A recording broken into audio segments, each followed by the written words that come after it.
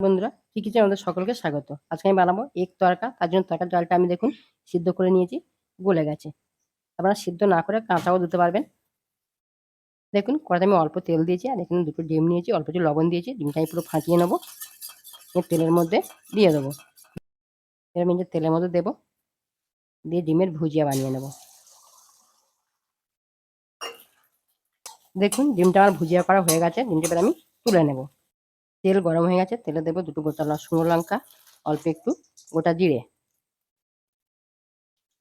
এবার দেবো কোচানো রসুন, কোচানো আদা,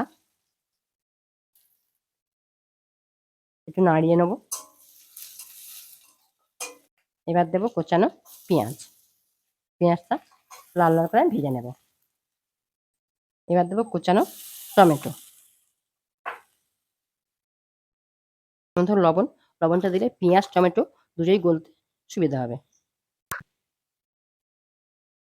এবার দেবো হলুদ গুঁড়ো, ঝালের জন্য লঙ্কার গুঁড়ো। আপনারা যদি কাঁচা লঙ্কা খান কাঁচা লঙ্কা কুচিয়ে এখানে দিতেও পারবেন, কোনো অসুবিধা নেই। ঝালটা যে যেমন খাবেন সেই অনুযায়ী দেবেন। আর এবার আমি দেবো ধনে জিরে একসাথে গুঁড়ো করে রেখেছি, আমি দিয়ে দেবো।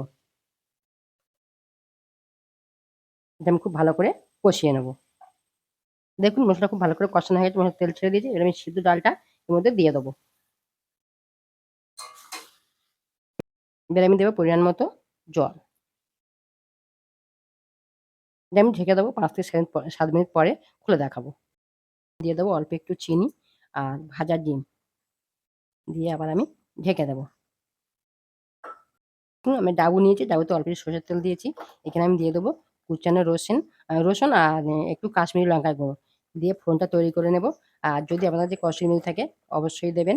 এই ফোড়নটা করে নিয়ে তরকারির মধ্যে দিয়ে দেবেন। দেখুন ছোকটা আমি এবারে এর মধ্যে দিয়ে দেবো।